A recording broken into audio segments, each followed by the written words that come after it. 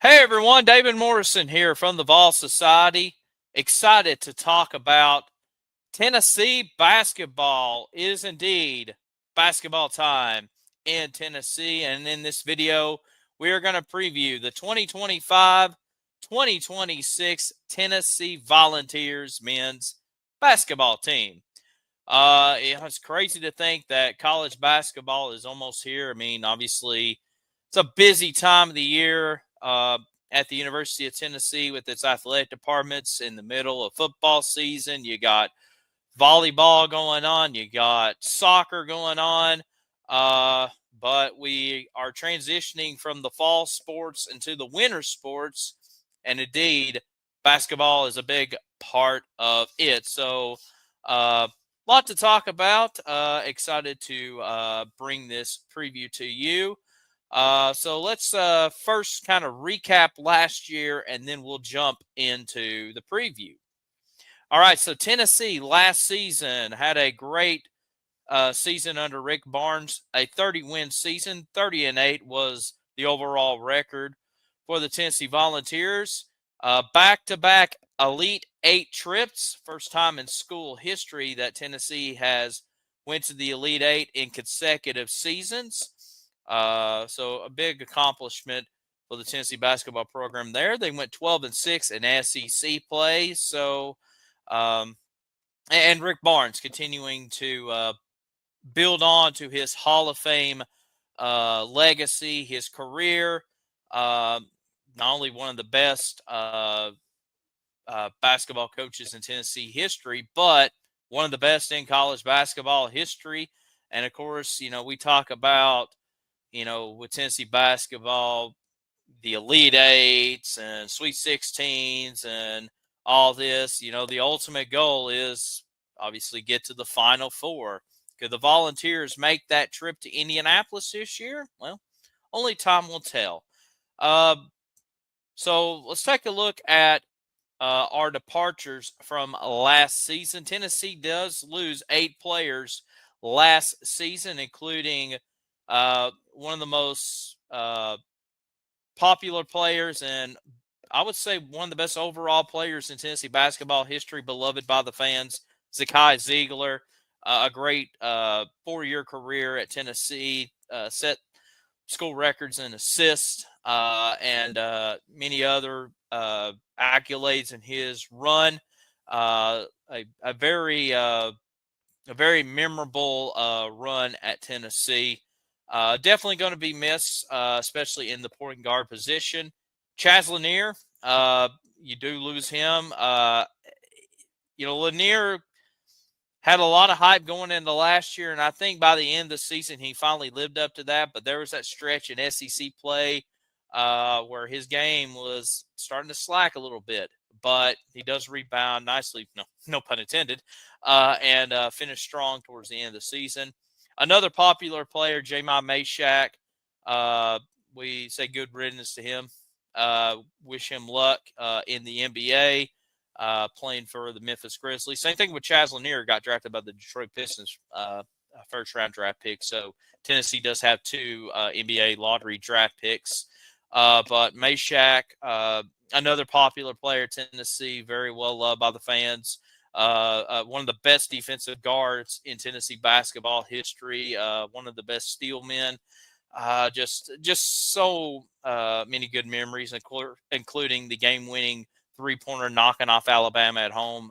Very memorable play that's going to live on forever. So we say goodbye to him for, Jordan Gainey also gone, one of the best bench players Tennessee had last year. Same thing with Igor Milicic, transferred in, Darren Stone Dubar. So and all these guys end up, going to the NBA or graduating. You only did lose 2 players to the transfer portal, including one that hit the portal almost a year ago, and Cameron Carr going to Baylor. And then you do lose, Ben Leomeyer, who transfers to Harding University. So best of luck to him. So 8 departures, that's a lot of scoring. That's a lot of rebounds, a lot of experience that's gone from Rick Barnes' team. So who's returning to this team? Well, not a whole lot, but there is some upside, mainly for the newcomers coming in. But as far as experienced players coming back, you do return one starter from last year in Felix Acapara.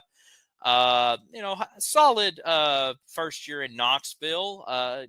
Acapara, great block shot or shot blocker, excuse me. Shot blocker, rim protector, good rebounder. Of course, Mr. Human highlight film himself does a lot of dunks and alley oops. So very aggressive underneath the rim. So you're going to see that this year. I'll be curious to see if they kind of improve a little bit more on his offensive game. Maybe, I'm hearing they're kind of developing a 10-foot shot for him. So that could be pretty crucial there in scenarios. But, I think he can take that next step up in his play. Cade Phillips returns back for Tennessee, one of the best post players Tennessee had coming off the bench last year. Played very well towards the end of the season. I expect him to add on to his minutes. I don't know if he'll get a starting job per se in the lineup, but I think he'll be definitely a key factor going forward. So happy to have Cade back. Bishop Boswell, freshman last year, now sophomore, went through his freshman struggles. And, we saw, Boswell, kind of struggling to handle the ball and just getting a good feel. But, it's a first year under Rick Barnes' system. Rick Barnes is very picky about how his players are on the court. And, had spent a lot of time on the bench last year, but hearing some good things coming out of Boswell. Has really put on some weight. Seems like he's adapted well better, making that transition from high school basketball up to SEC basketball. Now I got a year under his system. Another just with more practices and more experience and put on some weight. I think Boswell can take that next step up, possibly could get the starting shooting guard position, because once we get to more of the newcomers, that's where Tennessee is a little bit lacking, is at shooting guard. So who's going to step up for that? Welcome back, JP Estrella. Man, we really missed JP last year. Unfortunately, suffered a leg injury, was out all last year, right before the season, a tough blow, especially where you had some question marks in the post play. But man, JP was playing very well a couple of years ago, especially in the NCAA tournament, going up the likes of a Zach Edey and stuff like that. So very happy JP's back. He seems like he's healthy, in good shape, ready to go. And, you're going to have both Cade Phillips and JP Estrella coming off the bench in that post play, helping out Felix Acapar and some of the newcomers. So happy to see JP back. We'll see how full healthy he is going forward. And then some returning players. Grant Hurst back for his senior year from Cleveland, Tennessee. His sister, Lauren Hurst, now a freshman for Kim Caldwell's Lady Vols. So you have, for the first time, I believe, in school history, a brother-sister basketball players playing at the exact same time. You had the Anasiki siblings, Nikki and EJ, but they were like, I think 2 decades apart, or almost 2 decades apart. So you do have Grant and Lauren playing at UT at the same time. So that's a good little story from the Hurst family, very athletic family down in the Cleveland area. And their sister is a volleyball player down at South Alabama. All right, and then you have Gavin Paul returning back, guard from Texas, Campbell Duncan. So good to have, some good, veterans returned back to kind of help out a lot of the new guys. All right, so let's talk about these newcomers. I've made graphics for each and every player. Let's start with the most exciting and anticipated player in Tennessee basketball history. I'm talking about Nate Ament, number 10 on the programs this year and, of course, on the court. 6'10", 5-star freshman. I believe played in state of Virginia, if I'm not mistaken. But yeah, this is a huge pickup for Tennessee. Nate Ament, one of the highly recruited players in the nation, a top 5 player. Some people ranked him the #1 high school player last year. Came down to Duke, Louisville, and Tennessee. Tennessee kind of made a late surge at Nate Ament. And honestly, I thought he was going to go to Duke, just kind of everything trending. But Tennessee, at the last minute, made that late push and landed Nate Ament at the University of Tennessee. I am very excited to see Nate Ament play. I think, this is Tennessee's biggest recruit in a very, very long time. I think he is a double-double machine every night. I think he's going to be very exciting to watch. I've seen some highlights of him on YouTube. He can dunk. He's very versatile on the floor. Has a good mid-range jumper. Also shoots a lot of threes. And I'm going to say this with about a lot of these players. Tennessee's going to be another three-point shooting team. So just kind of have to hold on your breath. There's going to be some makes, but there's going to be a lot of misses. Hopefully the 3-point percentage shots will be a lot higher this year. But, just a great overall player, can rebound, can block shots, 6'10". He's not a big guy as far as girth goes. He's very, well balanced, 6'10". He reminds you of a Kevin Durant, which is Nate Ament's favorite basketball player growing up, who of course was coached by Rick Barnes at the University of Texas 2 decades ago. So I guess you could say this is Rick Barnes' Kevin Durant here at the University of Tennessee, but I'm excited to see what he can do. A lot of highly anticipation for him. All right, Jacoby Gillespie. So this is not a freshman, but a transfer in from Maryland. East Tennessee native, played at Greenville High School in Greenville, Tennessee. This is his senior season. Had a pretty good run at Maryland. Averaged 14 points per game, 4 assists, 2 rebounds. Played 31 minutes, shot 45% from the field, 40% from three-point. 86% from the free throw line, which that's another thing I want to see Tennessee really improve on this year is their free throw shooting. I think Ziegler and maybe Jordan Gainey were the leading free throw shooters from last year, and they were like at 81%. Gillespie's 86%. I want to see Tennessee kind of get right there at the 85 or above as far as the charity stripe goes. But anyways, not going to chase that rabbit too much, but it's definitely the truth.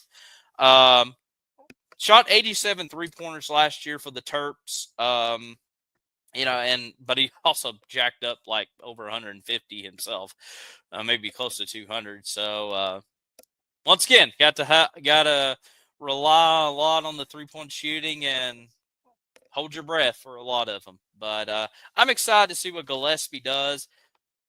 I think he's a solid point guard, and no disrespect to Zakai Ziegler. Ziegler, great player, but I feel like as far as an overall balanced game goes, I believe you've improved in that department compared to Ziegler. I mean, Gillespie's 6'1". I think like 190 pounds, if I'm not mistaken. So you do add a little bit more balance in the point guard position compared to what Z did last year. So excited to see. And I can see a scenario some nights where I think Gillespie will be your leading scorer over Nate Ament. Now, I think Nate Ament's going to rack up a lot of stats. I think, like I said, he can be a double-double guy every night. But it wouldn't shock me if, like, Gillespie, averages 15, 16 points at the end of the season, and Nate Ament's kind of like right behind him at, 14 points or 13 points or whatever. But Ament's going to be the NBA lottery draft pick, and Gillespie might be too. All right, Jalen Carey. Transfer from Vanderbilt. Tennessee got a good look at him last year. Played very well at Thompson-Boling last year and got into a little bit of scuffle with Ziegler at one time. But this is a very underrated pickup for Rick Barnes. Averaged 8 points, 5 rebounds, played 20 minutes. But Carey's numbers really improved in SEC play, went up at least, like to 9-6, averaged over 21 minutes per game. Led the SEC in offensive rebounds in SEC play. So you got a guy that's going to, clean up a lot of missed shots and maybe some messy shots from time to time. But he's probably going to be more of your bruiser inside compared to Acapara. Acapara is, going to be more of just a rim protector. But I think Carey is going to be that center position. And I know Ball Society and some of our followers were wondering, why didn't Tennessee have a designated center? And the reason is a lot of programs are kind of pulling away from that quote unquote center position. Unless you have like a big 7-footer or whatever. But, Tennessee has it's either you're a guard or a forward, but Jalen Carey kind of brings that center position to this program where he's going to be more of a bruiser. He's not going to be like Shaq and just like box down and dunk it on people, but he's going to be very physical in the paint. Amari Abram, transfer in from Louisiana Tech, journeyman guard, played at Georgia Tech, also played in the SEC at Ole Miss, where I think he was an all-freshman team, if I'm not mistaken. 12 points, 4 rebounds, 1 assist at La Tech, 32 minutes per game, 37% from three-point shooting, 84% from the charity stripe. Probably, if there is a weakness on Tennessee's team, I think, like I mentioned earlier, is the shooting guard. I think Gillespie will be running the point. I think Nate Amid will be at one of the forwards, probably run the 3. I would say Carey will be the 4 and Acapara the 5. But I think you do have a little bit of a lack at shooting guard. I think Amari Abram will fill that role, I should say. But you got a lot of this kind of uncertainty there at the 2. Last year Meshack ran the 2, but he wasn't an offensive number 2. He was defensive minded. So I think that's where it's going to be very interesting. I really like our post play. We talked about with Amit and Carey and Acapara and Kate Phillips and Estrella. But I feel like the guard position, where it was a strength last year, I don't want to say it's a weakness, but definitely has had a drop off from last year. So going to be very interesting to see. I think hopefully Abram can go out and ball out and don't have to worry too much about it. All right, let's jump back into the recruiting class, or some of the newcomers here.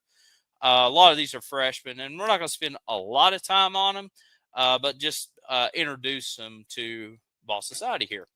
Amari Evans, 6'5" guard, freshman. Excited to see what he can do. I think he has potential to play a lot of minutes this year, possibly get into that 8-9 man rotation by the time we get into SEC play. A lot of upside from what I'm hearing.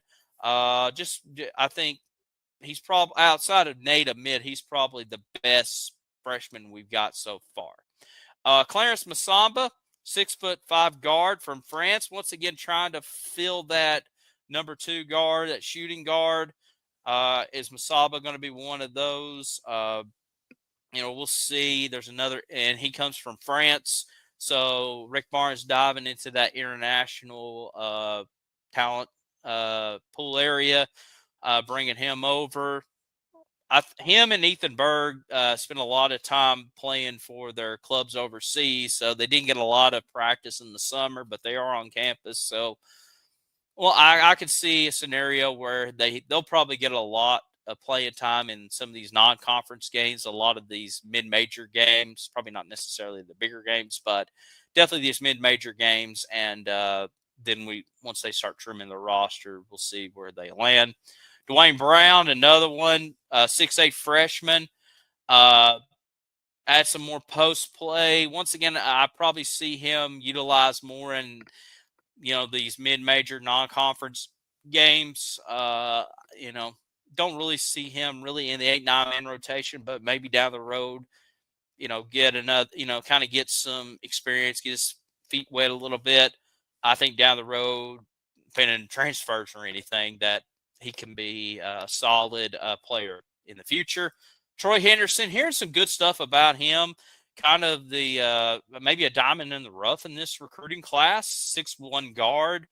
Could he be the next like Zakai Ziegler, that next great point guard for Rick Barnes? We'll see what happens. But kind of the same thing with a lot of these players. Not expecting them to make a huge impact unless they just ball out to have like a breakout season like a Dalton Connect or whatever. But we'll see down the road where this goes. Same thing. Ethan Berg comes over from Israel, 6'3" sophomore guard. Played in for Team Israel or in the Israel Basketball League. I'm not sure the actual name of it, but that's where he played last year. He's classified as a sophomore, so he has 2 more years eligibility left. We talked about filling that point shooting guard position. Who's going to be kind of that every game starter? All right, so that's kind of look at the roster in general. Very solid team, a lot of excitement, a lot of new players, but I think these new players can kind of make an impact and contribute. All right, so we're going to go through the schedule. This is not every game on the schedule, but I wanted to highlight some of the big games, if you will, and then I'll briefly touch on every SEC team.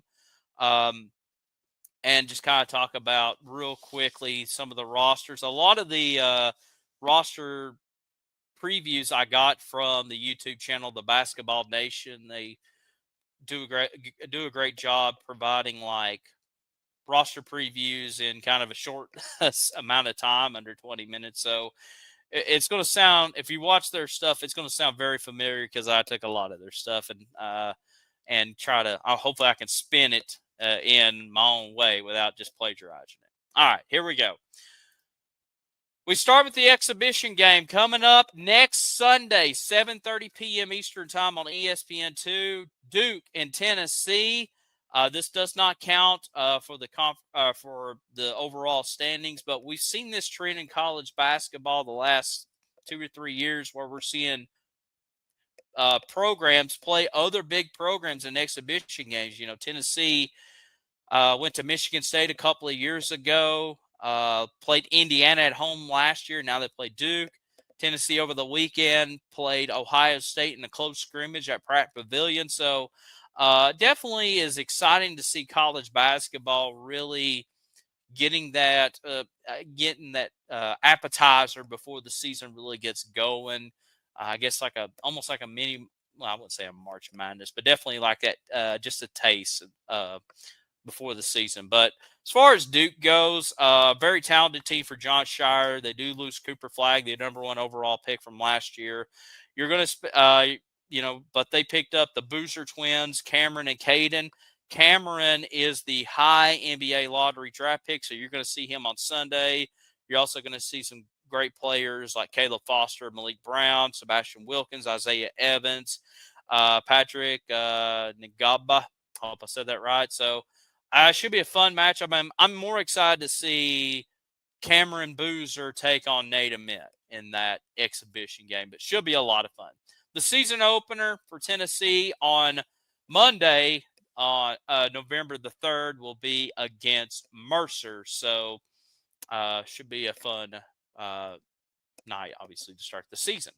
All right, some of the other non-conference games. Tennessee will take place in the Players Era Men's Championship Tournament in Las Vegas. There are, I'm trying to think, there's like 16 teams in this thing, but it's a little different compared to like the Maui tournament or the Bahamas tournament or whatever. You're not going to play everybody.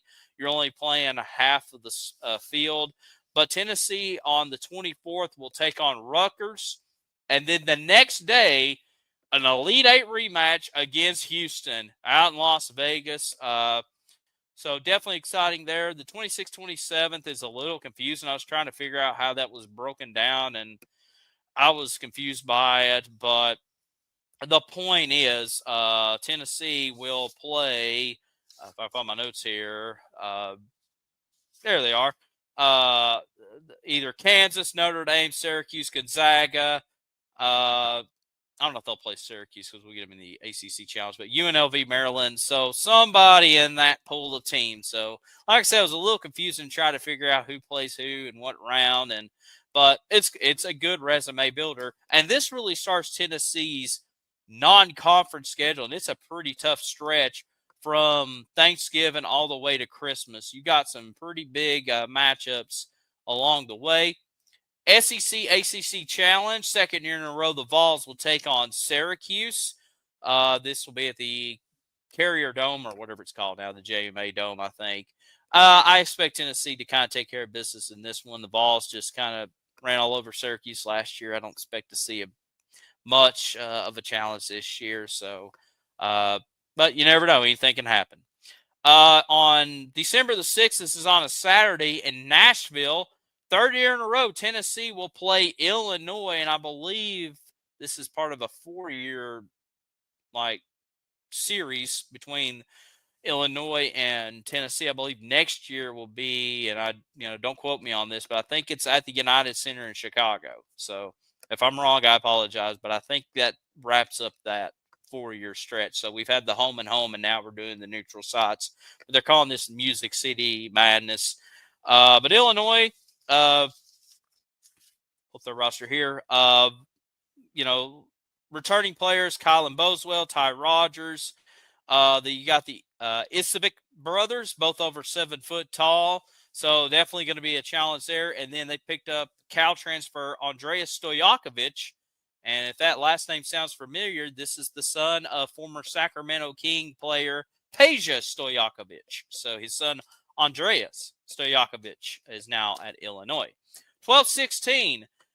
Back home at Thompson-Boling Arena to take on the Louisville Cardinals. Tennessee won at Louisville last year when they were still trying to figure their team out. But, man, they had a huge season last year for Pat Kelsey, and they're expected to be a very dangerous team in the ACC this year.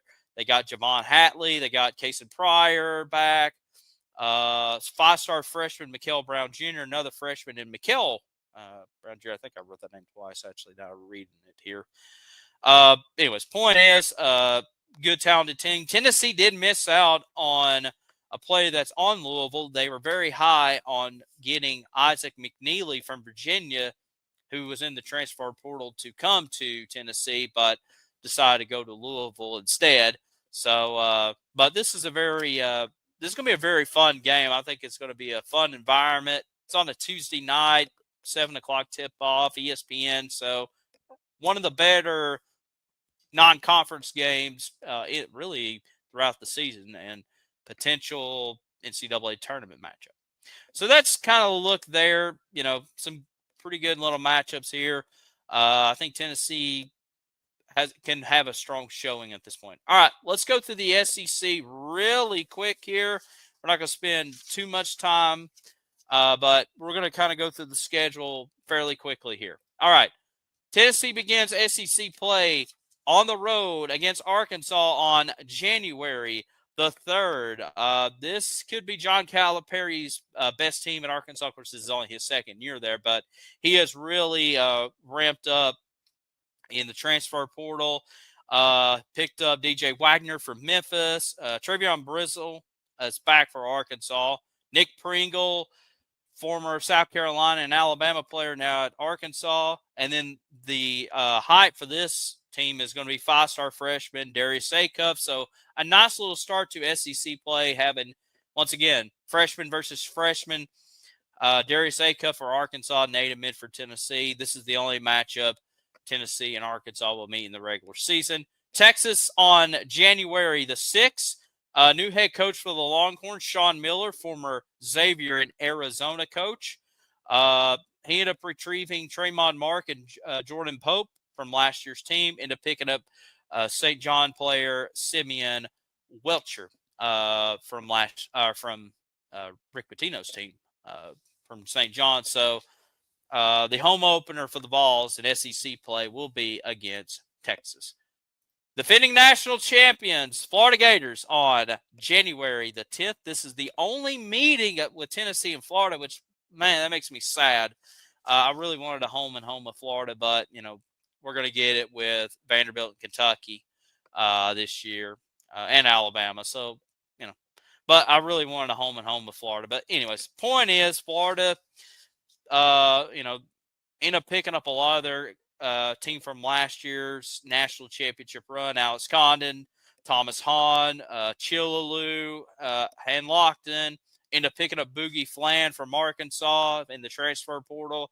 So, Zach Golden's team is still going to be very challenged. Or Zach Golden, Todd Golden's team is still going to be very dangerous from last year's team. Going to be a tough matchup at the O'Connell Center. But I don't expect this to be the only meeting between the Vols and the Gators. 13th, Texas A&M. Buzz Williams no longer the head coach at Texas A&M. Enter in former Sanford head coach Bucky McMillan. Had some good runs in the SoCon at his time there. Brings a very up-tempo, all gas, no brake offensive style. Picks up Pop Isaacs in the transfer portal from Texas Tech and Jakari Lane from North Alabama. I think this team will give teams fits, but I think, trying to use this up-tempo offense might take a year to get going. So I kind of like Tennessee more in this matchup, but should be very interesting. All right, couple of the home and homes. There they are, the Kentucky Wildcats. Get them at home on January 17th, and then at Rupp Arena on February the 7th. I think this is probably the best team in the SEC. I mean, Florida's good too, don't get me wrong, but I think talent-wise, Mark Pope's got a really good team. Otega Owa back from last year, Brandon Garrison, Denzel Aberdeen, picked up Alabama transfer, Muhammad Diabate.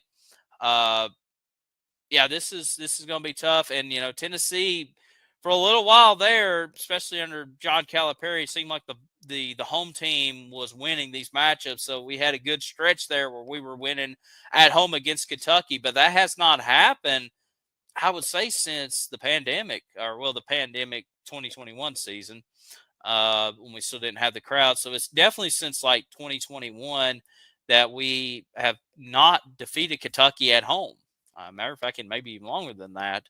And then Rupp is kind of, we get them 1 year at Rupp, and then we didn't get them last year at Rupp. So the road team has actually done better. So we'll see what happens in this one, but this is a very dangerous Kentucky team. Alabama next, going to Tuscaloosa on the 24th of January, and then home on February the 28th. For the Crimson Tide, picked up Auburn transfer Aiden Holloway. Labrion Filion Jr. supposed to take a step up for Nate Oates' group. Aiden Sherrill, Jalil Bethea. Solid players for the Crimson Tide. Like I said, Tennessee's done better at home with Bama. Last year with the shot with Meshack and all that stuff. So we'll see what happens. Always a fun matchup with Alabama. All right, so we continue on. Real quick, Georgia Bulldogs on the 27th in Athens. Mike White's groove got this team to the NCAA tournament for losing to, I think it was either Gonzaga or Oregon. I can't remember off the top of my head. I think it was Gonzaga. Blue Canes back for them. They picked up a couple of transfers, and Keon Catchings from BYU and Jeremiah Wilkerson from Cal. Cyril is back for Georgia. Once again, the only matchup between Georgia and Tennessee in basketball. 31st, the Auburn Tigers, obviously the biggest news in the offseason, the retirement of Bruce Pearl. Stephen Pearl, former VFL, now takes over the head coach for his dad. They do retrieve Pettiford, so he returns back for Auburn. Picked up Keyshawn Murphy from Mississippi State. Nice pickup for the Tigers. And Keyshawn Hall from UCF. But Todd Pettiford, I think, is going to be the main focal point. Be very interesting to see that transition from Bruce Pearl to Stephen Pearl for them. 2-3, Ole Miss. The Rebels, made to the Sweet 16 last year, but they did lose their two best players. Padula, one of them, but they do return back Malik Dye. Picked up journeyman guard AJ Storr, Travis Perry for Kentucky, and High Point player Kazaa Griffa for the Rebs. So do get them at home, start February. You continue on with this Magnolia stretch as you take on Mississippi State on the 11th. Josh Hubbard, to me, is the best player in the SEC. I think he's a really solid player. I think this is going to be a tough challenge at Humphrey Coliseum. They end up picking up Wichita State, 7-footer Quincy Ballard, Jaden Epps from Georgetown. I think this is a sneaky team in the SEC. I think Josh Hubbard could win SEC Player of the Year. There's a lot of talent in the SEC, but he is a very, very good basketball player. So we'll see what happens. Valentine's Day, Tennessee takes on LSU. This is a big year for Mike McMahon's group on the hot seat. Him and Lamont Paris are probably both on the hot seat at this point. But they're going to try to rely on returning players Jalen Reese and Robert Miller III. Robert Miller III played very well towards the end of the season. Picked up UNLV transfer Dedan Thompson Jr. So we'll see what happens between the Tigers and the Vols. 2-18, Oklahoma at home. Porter Moser's group, once again got to the NCAA tournament, which there's 14 teams in the or the NCAA tournament last year. So almost everybody made it. Picked up some transfers from Notre Dame, Ty Davis, Miami's Nigel Pack, and St. Joseph's player Xavier Brown. So we'll see how they'll do. Our final home and home that we're going to preview, the Vanderbilt Commodores, 221 in Nashville, 3-7 at home. Vanderbilt for the Commodores, Frankie Collins transfers in from TCU. Duke Miles transfers in from Oklahoma. Vanderbilt's a team that is always very a thorn to the Vols sides, especially going over to Memorial Gym in Nashville. Can Tennessee find a way to get a win out there? We do very good at home with them, but just always kind of a thorn to our side, especially the last couple of years. Missouri on the 24th.